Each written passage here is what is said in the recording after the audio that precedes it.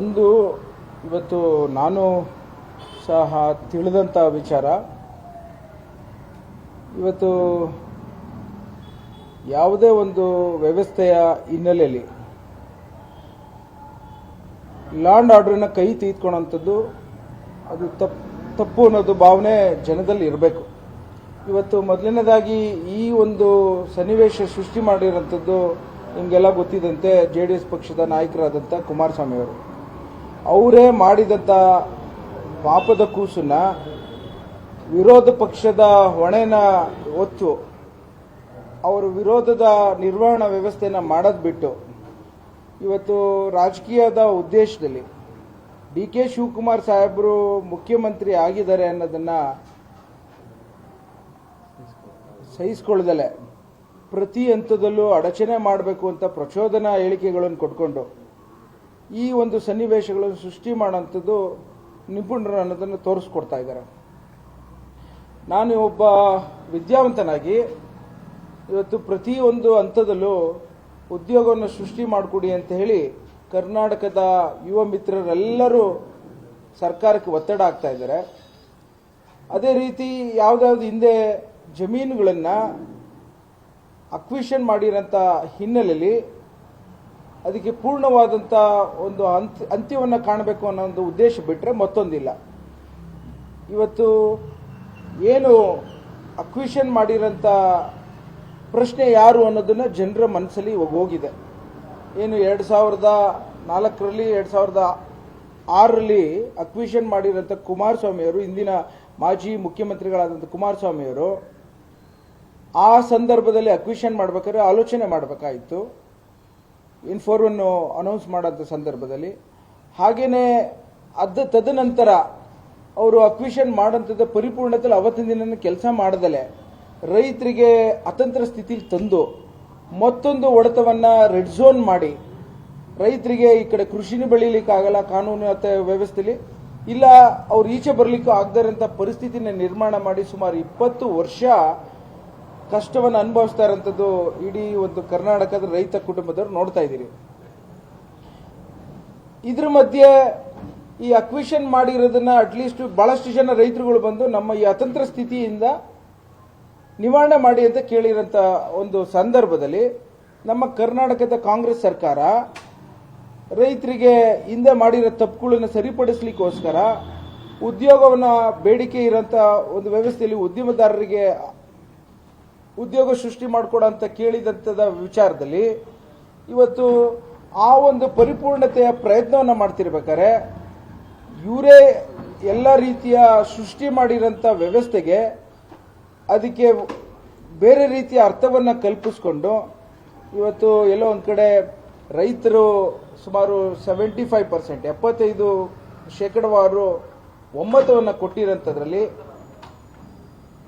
ನಾನಾ ರೀತಿಯ ಅಡಚಣೆಗಳನ್ನು ಒದಗಿಸ್ಕೊಂಡು ರಾಜಕೀಯನ ಬಳಸ್ಕೊಂಡು ಈ ಒಂದು ಪರಿಸ್ಥಿತಿನ ನಿರ್ಮಾಣ ಮಾಡ್ತಿರೋಂಥದ್ದು ಯಾರೂ ಸಹಿಸ್ಕೊಳಲ್ಲ. ಬಹಳಷ್ಟು ಜನ ಇವತ್ತಿನ ದಿನ ಆಧುನಿಕ ಪ್ರಪಂಚದಲ್ಲಿ ಸಾಮಾಜಿಕ ತಾಣ ಬಹಳಷ್ಟು ಮುಂದುವರಿದಿದೆ. ಪ್ರತಿಯೊಬ್ಬ ರೈತನು ಈ ಒಂದು ವಿಚಾರನ ನೋಡ್ತಾ ಇರ್ತಾನೆ. ಇದನ್ನ ನಾನು ಒಂದು ಮಾತಿನ ವಿರೋಧ ಪಕ್ಷದವ್ರು ಕೇಳ್ಕೊತೇನೆ, ಈ ವ್ಯವಸ್ಥೆಯಲ್ಲಿ ನೀವು ತೆಗೆದುಕೊಂಡಿರೋಂಥ ನಿಲುವುಗಳು ರೈತರಿಗೆ ಎಲ್ಲೋ ಒಂದು ಕಡೆ ಮಾರಕ ಆಗುತ್ತೆ, ಯುವಕರಿಗೆ ಮಾರಕ ಆಗುತ್ತೆ. ಇವತ್ತಿನ ದಿನ ಅವರು ಯಾರೋ ಪಾಪ ಹೆಣ್ಣು ಮಕ್ಕಳುಗಳು ತಾಯಂದಿರು ಅವ್ರಿಗೆ ಪ್ರಚೋದನೆ ಕೊಟ್ಟು ಇವತ್ತು JMC ಮಾಡ್ಲಿಕ್ಕೆ ಬಂದಿರೋರು ಯಾರು?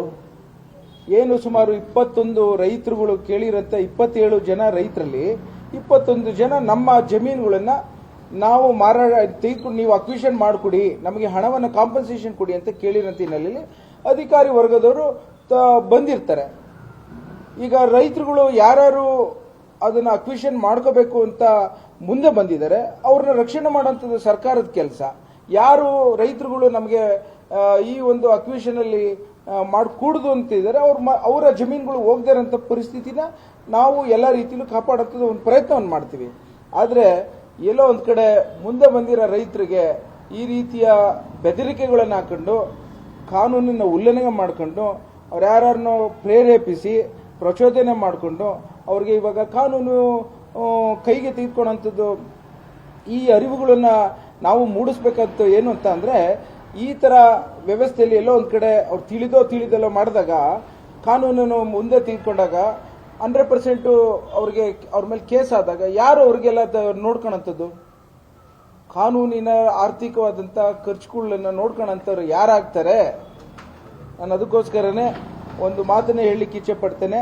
ಯಾರು ಈ ರೀತಿ ಮಾಡಿರೋಂಥ ಹಿನ್ನೆಲೆಯಲ್ಲಿ ಪಾಪ ಅವರೆಲ್ಲರೂ ರೈತರುಗಳಿಗೆ ಗೊತ್ತಾಗ್ದಲ್ಲೇ ಏನೋ ಮಾಡಿದಾರೇನೋ, ಇನ್ನೊಂದ್ಸಲಿ ಆ ಥರ ಮಾಡಬಾರ್ದು ಅನ್ನೋದನ್ನು ಅರಿವು ಮೂಡಿಸ್ಬೇಕು. ಇವತ್ತಿನ ದಿನ FIR ಆದರೆ ಕೋರ್ಟು ಕಚೇರಿ ವರ್ಷವೆಲ್ಲ ಅವರು ಓಡಾಡೋಂಥ ಪರಿಸ್ಥಿತಿ ನಿರ್ಮಾಣ ಆಗ್ಬಿಡುತ್ತೆ. ಅವ್ರಿಗೆ ಎಲ್ಲೋ ಒಂದು ಕಡೆ ತೊಂದರೆ ಆಗ್ಬಿಡುತ್ತೆ. ದಯವಿಟ್ಟು ಇದು ಸಾಮಾಜಿಕ ತಾಣದ ಮೂಲಕ, ಮಾಧ್ಯಮದ ಮೂಲಕ ಈ ಥರ ಯಾರೋ ಹೇಳಿರೋಂಥ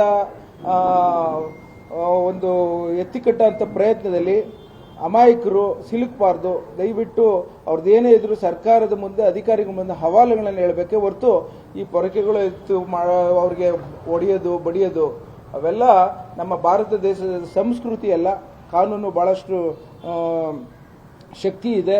ಆ ಕಾರಣಕ್ಕೋಸ್ಕರ ಸರ್ಕಾರದವರು ಎಲ್ಲ ರೀತಿಯಲ್ಲೂ ಯಾವುದೇ ಒಂದು ರೈತರಿಗೆ ತೊಂದರೆ ಆಗದಂಗೆ ಬಹಳಷ್ಟು ತಾಳ್ಮೆಯಿಂದ ನಡ್ಕೊಳ್ತಾ ಇರೋಂಥದ್ದನ್ನ ಇವರು ವಿರೋಧ ಪಕ್ಷದವರು ಬೇರೆ ರೀತಿಯ ಒಂದು ಪ್ರಯತ್ನವನ್ನು ಪ್ರಚೋದನೆಗೊಳಿಸಿ ಉದ್ವಿಗ್ನ ಸ್ಥಿತಿ ನಿರ್ಮಾಣ ಮಾಡಲಿಕ್ಕೆ ಪ್ರಯತ್ನವನ್ನು ಮಾಡ್ತಾ ಇದ್ದಾರೆ. ಸೊ ಇದು ಒಳ್ಳೇದಲ್ಲ, ಪ್ರಜಾಪ್ರಭುತ್ವಕ್ಕೂ ಒಳ್ಳೇದಲ್ಲ.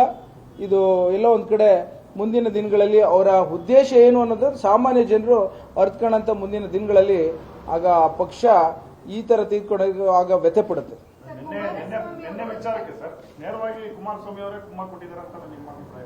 ರೀ ನನ್ಗೆ ಗೊತ್ತಿಲ್ಲ, ನಾನು ನೋಡಿದ್ರೆ ಗೊತ್ತಾಗುತ್ತೆ. ಬಟ್ ಇವಾಗ ಏನು ವಿಚಾರ ಅಂದ್ರೆ, ಇವತ್ತು ಯಾರೇ ಅಧಿಕಾರಿಗಳು ಒಂದೇನೋ ಒಂದು ಕೆಲಸಕ್ಕೆ ಸರ್ಕಾರದ ಕೆಲಸದ ಮೇಲೆ ಬಂದಿರ್ತಾರೆ. ಇವಾಗ 21 ಜನ ರೈತರುಗಳು ನಮಗೆ JMC ಮಾಡಿಕೊಡಿ, ನಮ್ಮ ಮರಗಳನ್ನ ಕೌಂಟ್ ಮಾಡಿ, ನಮಗೆ ಇರೋಂಥ ಜಮೀನುಗಳನ್ನ ಅಳತೆ ಮಾಡಿಬಿಟ್ಟು ಎಷ್ಟು ಹೋಗಿದೆ ನೋಡಿ ಅಂತ ಬಂದು ಕೇಳ್ಕೊಂಡಿರ್ತಾರೆ.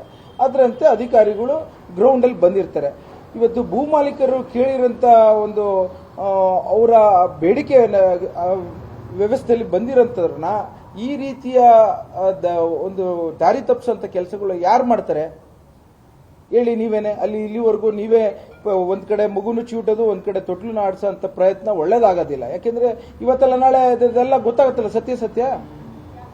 ನಾನು ಇದಕ್ಕೆ ಹೇಳ್ತೇನೆ, ಇದನ್ನ ಎಂಕ್ವೈರಿ ಮಾಡಬೇಕು. ಈ ರೀತಿಯ ತಪ್ಪುಗಳನ್ನ ಮತ್ತೊಮ್ಮೆ ಆಗ್ದಂಗೆ ನೋಡ್ಕೋಬೇಕು. ಇದನ್ನ ಅವ್ರಿಗೂ ಸಹ ಮನವರಿಕೆ ಆಗಬೇಕು. ಇದೆಲ್ಲ ಒಂದ್ ಕಡೆ ನಿಮ್ಮ ಮೂಲಕನೂ ನಾನು ಕೇಳ್ಕೊತೇನೆ. ಏನಾದರೂ ಇದ್ರೆ ಬಂದು ವ್ಯವಸ್ಥಿತವಾಗಿ ಕಾನೂನು ಚೌಕಟ್ಟಲ್ಲಿ ಏನೇ ಆಗಲಿ ನಡವಳಿಕೆಗಳು ಇರಬೇಕು ಅನ್ನೋದನ್ನ ನಾನು ಕೇಳ್ಕೊತೇನೆ.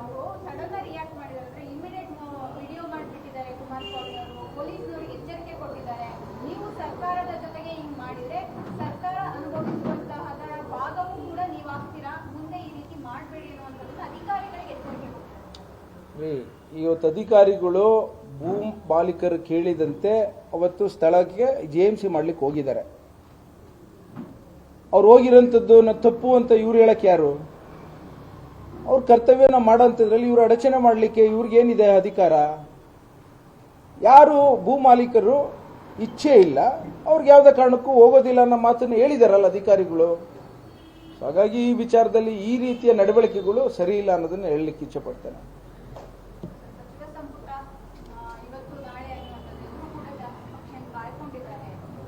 ನಾನಂತೂ ಆಕಾಂಕ್ಷಿದಾರರಲ್ಲ ಅಂತ ಅವತ್ತಿಂದ ಹೇಳ್ತಾ ಇದ್ದೀನಿ. ಅದ್ರ ಬಗ್ಗೆ ನಾನೇ ತಲೆಗೆಡಿಸ್ಕೊಳ್ಳ, ನಂದಾಯ್ತು, ನನ್ನ ಕಾನ್ಸ್ಟಿಟ್ಯೂನ್ಸಿ ಆಯಿತು. ಸರ್ಕಾರದವರು ಮತ್ತು ವರಿಷ್ಠರುಗಳು ತೆಗೆದುಕೊಂಡಂಥ ನಿರ್ಧಾರ ಒಂದು ನಾನು ಕೇಳ್ಕೋಬಲ್ಲೆ, ಯುವಕರಿಗೆ ಹೊಸಬರಿಗೆ ಅವಕಾಶ ಕೊಡಿ ಅಂತ ಕೇಳಬಲ್ಲೆ. ಅದಕ್ಕೂ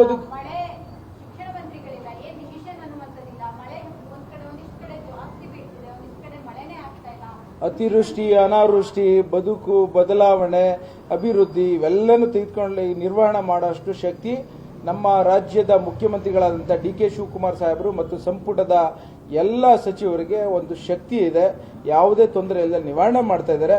ಅದು ಕೆಲವು ಸೂಕ್ತವಾದಂಥ ಕಾಲದಲ್ಲಿ ತೆಗೆದುಕೊಂಡಂಥ ನಿರ್ಧಾರಕ್ಕೆ ನಾವೆಲ್ಲ ಕಾದು ಅದನ್ನ ಒಳ್ಳೆಯ ಒಂದು ನಿರ್ಧಾರಗಳು ತೆಗೆದುಕೋತಾರೆ ಅಂತ ನಾನು ಹೇಳಬಲ್ಲೆ. ನಾವು ರಾಹುಲ್ ಗಾಂಧಿ ಅವರು ಕೂಡ ಬಂದು 2 ದಿನ ಆಗಿದೆ. ನಿಮ್ಮ ಹತ್ರ ಹೇಳಿದ್ದಾರೆ ಅವರು? ನನಗೆ ಅದ್ರ ಬಗ್ಗೆ ಗೊತ್ತಿಲ್ಲ. ನಾನು ಅದೆಲ್ಲ ಮಾತಾಡೋಷ್ಟು ದೊಡ್ಡವನಲ್ಲ ನಾನು. ನನ್ನ ಕ್ಷೇತ್ರ, ನನ್ನ ಜನ, ನನ್ನ ರೈತಾಪಿ ಕುಟುಂಬ ವರ್ಗದವರು ಅಷ್ಟಕ್ಕೆ ನಾನು ಸೀಮಿತನಾಗಿ ನಾನು ಕೆಲಸ ಮಾಡ್ತಾ ಇದ್ದೀನಿ. ನಾನು ಯಾವತ್ತಿಂದ ಹೇಳ್ತಾ ಇದ್ದೀನಲ್ಲ, ನಾನು ಯಾವುದೇ ಕಾರಣಕ್ಕೂ ಆ ಒಂದು ಸಂಪುಟದ ವಿಸ್ತರಣೆ ವಿಚಾರದಲ್ಲಿ ನಾನು ಅದ್ರ ಬಗ್ಗೆ ಏನು ಕಾಮೆಂಟ್ ಮಾಡಲಿಕ್ಕೆ ಹೋಗೋದಿಲ್ಲ. ಅದ್ರ ಪಾಡ್ಗೆ ಅದಾಗುತ್ತೆ.